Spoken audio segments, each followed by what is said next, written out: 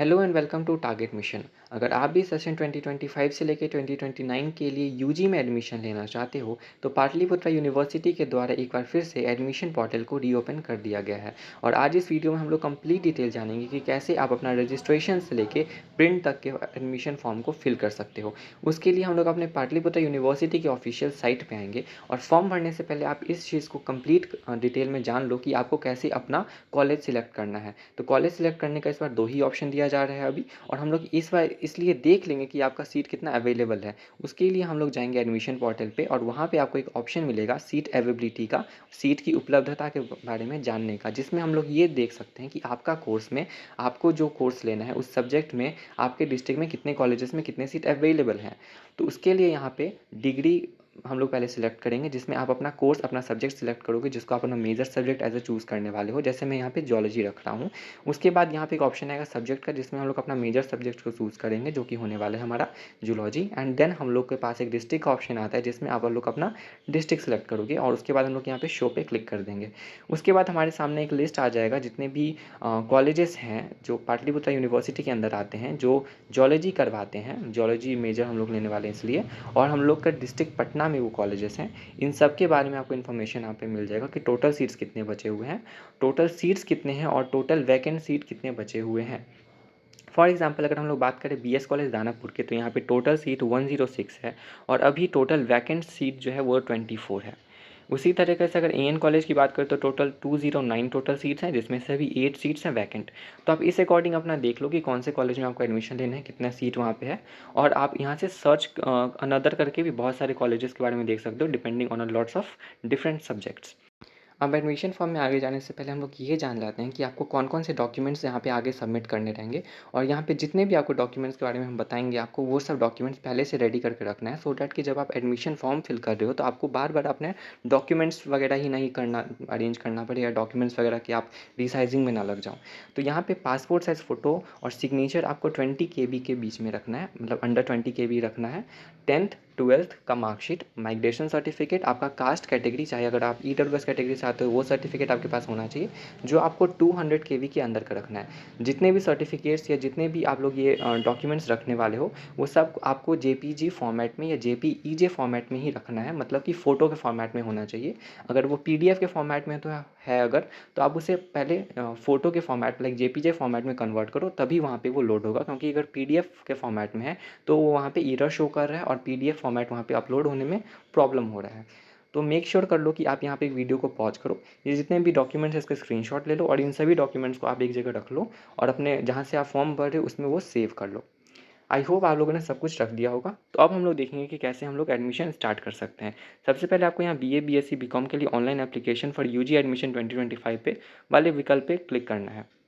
जब आप इस पर क्लिक करते हो तो सबसे पहले आपके सामने एक यहाँ पे इन्फॉर्मेशन बुलेटिन आता है जिसमें कि कुछ इंपॉर्टेंट इन्फॉर्मेशन दिए रहते हैं। इसको मैं आपको 1 मिनट का पॉज लेके इसको पढ़ना है।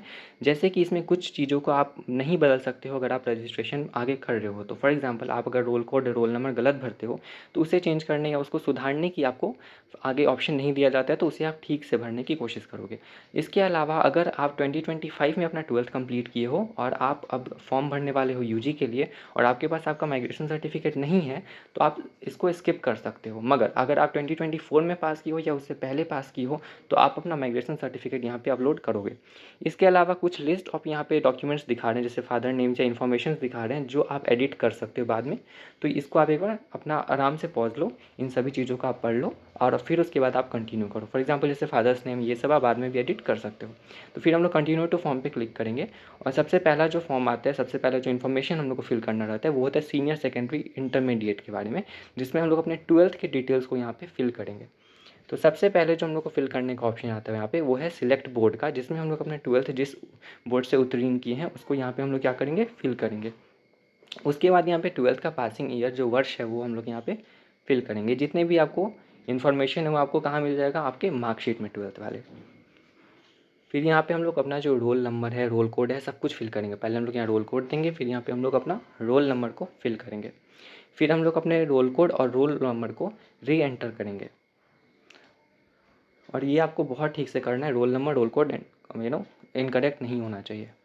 उसके बाद हम लोग यहाँ पे अपना कैप्चा फिल करेंगे, जो भी कैप्चा वहाँ पे आपको एट दैट टाइम शो होगा, और यहाँ फिर यस पे टिक करके प्रोसीड टू फॉर्म पे क्लिक कर देंगे।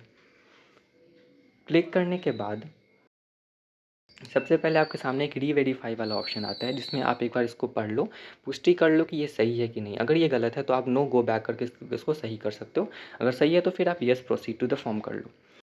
उसके बाद सबसे पहले तो आप ये जान लो कि जिसमें स्टार लगा हुआ है उसको फिल करना मैंडेटरी है। तो अब हम लोग अपने कैंडिडेट प्रोफाइल वाले ऑप्शन को फिल करेंगे, जिसमें कि सबसे पहले आप अपना नाम दोगे, उसके बाद अपना फादर्स नेम एंटर करोगे। ये जितने भी आप लोग एंटर कर रहे हो, जितने भी आप कैंडिडेट प्रोफाइल फिल करोगे, वो आपका क्लास 10th का मार्कशीट या क्लास 10th का एडमिट कार्ड के अकॉर्डिंग होना चाहिए। आप क्लास 10th का एडमिट कार्ड या मार्कशीट निकाल लो, और ये सब जितने भी इन्फॉर्मेशंस हैं कैंडिडेट प्रोफाइल की वो फिल करो। आपका father's name, mother's name, then फिर आपको अपना डेट ऑफ बर्थ यहाँ पे सिलेक्ट करना है। पहले आप ईयर सेलेक्ट करोगे, फिर आप अपना मंथ सेलेक्ट करोगे, एंड देन फिर आप अपना डेट सेलेक्ट करोगे। उसके बाद आपको यहाँ पे अपना जेंडर सेलेक्ट करना है। जेंडर सेलेक्ट करने के बाद आपको यहाँ पे अपना ब्लड ग्रुप सेलेक्ट करना है, आपको अपना रिलीजन, आपको अपना कैटेगरी सेलेक्ट करना है। देन फिर सब कैटेगरी वाले ऑप्शन में आपको अपना सब कैटेगरी सेलेक्ट करना है, जिसमें कि आप अगर विजुअली अफेक्टेड हो, हियरिंग अफेक्टेड हो तो आप चूज़ करोगे, अदरवाइज आप नॉट एप्लीकेबल वाले ऑप्शन को चूज़ करोगे यहाँ पे। देन फिर अगर आप माइनॉरिटी से बिलोंग करते हो तो आप येस करोगे, अदरवाइज ये डिफ़ॉल्ट में नो पे ही सिलेक्ट होगा। देन आपको यहाँ पे अपना डोमिसाइल स्टेट को सिलेक्ट करना है कि आप किस राज्य में से बिलोंग कर रहे हो। देन आपको अगर डोमिसाइल सर्टिफिकेट है तो उसका आप नंबर यहाँ पे लिखोगे, अदरवाइज आप इसको स्किप भी कर सकते हो, ये मैंडेटरी नहीं है।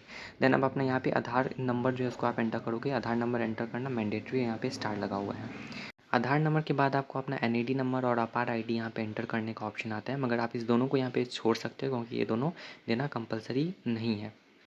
नेक्स्ट हम लोग को यहाँ पे कॉन्टैक्ट डिटेल्स वाला सेक्शन मिलेगा, जिसमें सबसे पहले हम लोग को अपने यहाँ परमानेंट एड्रेस को फिल करना है। परमानेंट एड्रेस में आपका स्टेट जो था वो ऑलरेडी सिलेक्टेड होगा, डोमिसाइल जो आप लोगों ने ऐड किया था।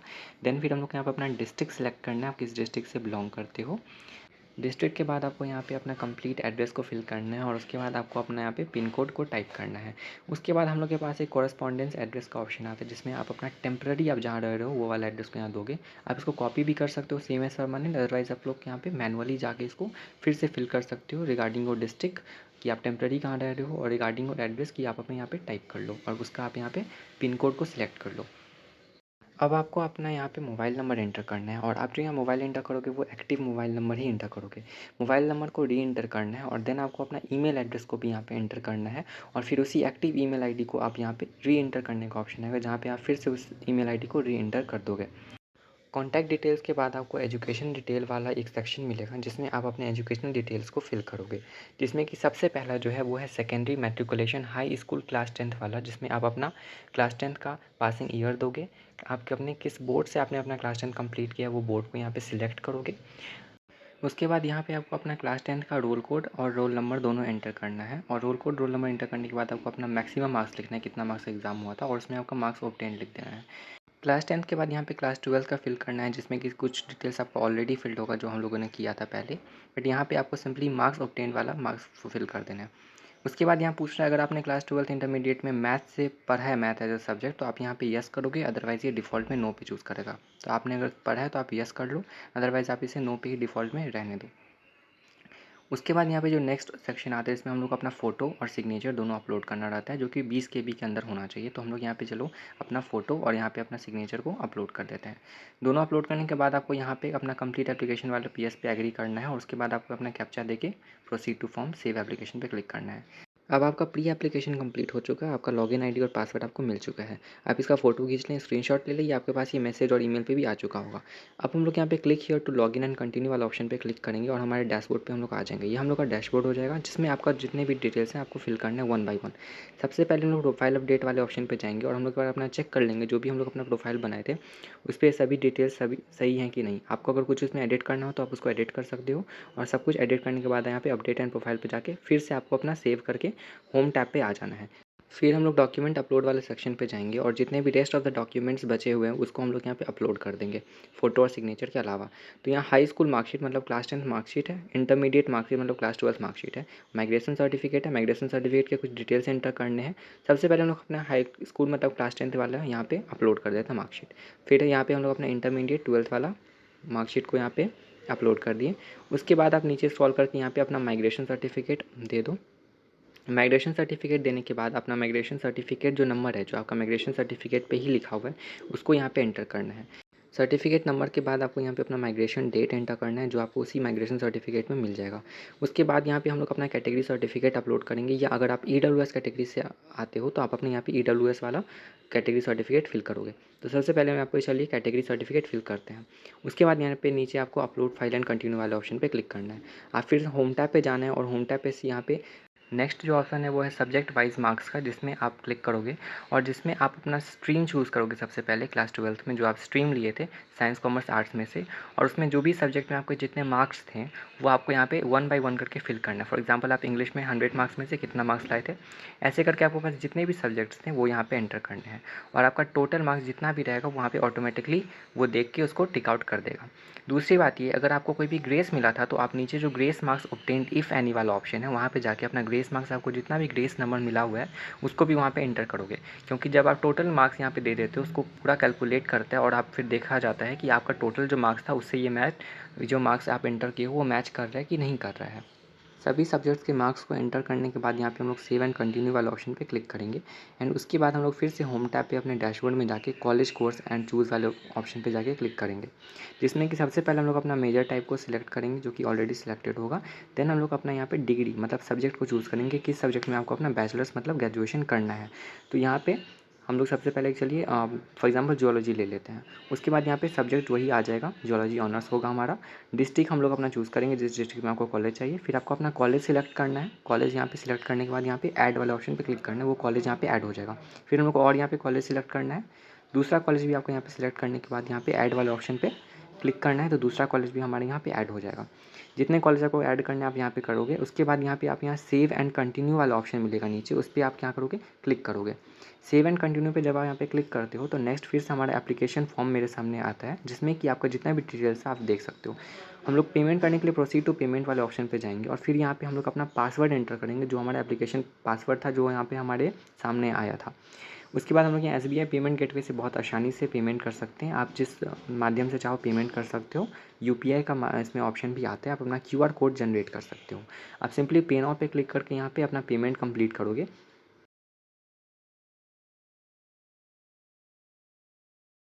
पेमेंट के बाद आप इसके रिसिप्ट को प्रिंट कर सकते हो, जिसमें आप सिंपली प्रिंट वाले ऑप्शन पे जाके इसको सेव एज PDF पे करके सेव कर सकते हो। इसको सेव करने के बाद आप गो टू कैंडिडेट डैशबोर्ड पे फिर से जाओगे और यहाँ पे लास्ट में आपको एक ऑप्शन मिलेगा डाउनलोड एप्लीकेशन का, जिसमें आप डाउनलोड एप्लीकेशन एज PDF पे क्लिक करके अपना एप्लीकेशन फॉर्म को डाउनलोड कर लोगे और आपका फाइनली एप्लीकेशन फॉर्म भी डाउनलोड हो गया होगा। तो ये था हमारा admission process from registration to print तक। अगर आपको इसमें कोई भी इश्यू आ रहा हो तो आप हमें कमेंट में पूछ सकते हैं, या हमारे टेलीग्राम से जुड़ के आप वहाँ भी हमें कोई भी क्यूरी पूछ सकते हैं। बट जाने से पहले आप कमेंट में सिर्फ 2 बात बता के जाइए। पहला तो ये कि आप किस कॉलेज से अपना अंडर ग्रेजुएशन कंप्लीट करने वाले हो, मतलब आप किस कॉलेज को as your priority college choose किए हो।